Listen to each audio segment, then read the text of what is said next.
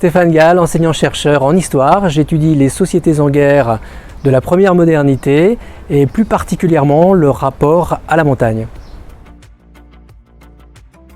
Le projet Carmo, corps armé en montagne, consiste à étudier la problématique d'un corps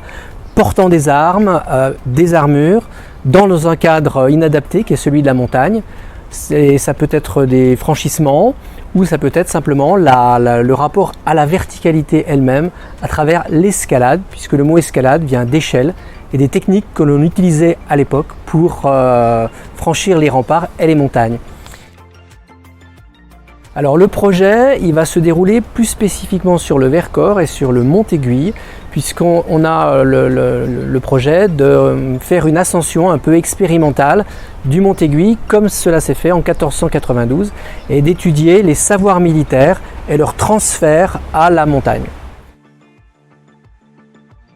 On va travailler en pluridisciplinarité, c'est-à-dire qu'il va y avoir des historiens, mais aussi des biomécaniciens, puisqu'on va devoir faire des tests afin de retrouver les savoirs militaires de l'époque, donc des tests à partir d'échelles qu'on va gravir en armure, sans armure, pour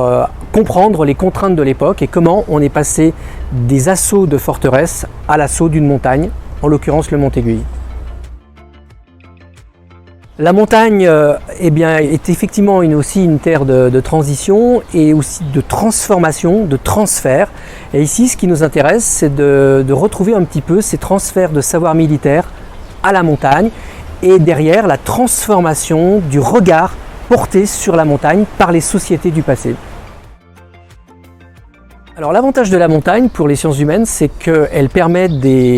c'est un terrain de partage, elle permet des collaborations qui dépassent le milieu universitaire et qui permet de partager la science avec des collectivités locales, avec des artisans, avec donc des particuliers, mais aussi des collaborations riches comme celle avec les troupes de montagne de la 27e brigade d'infanterie de montagne.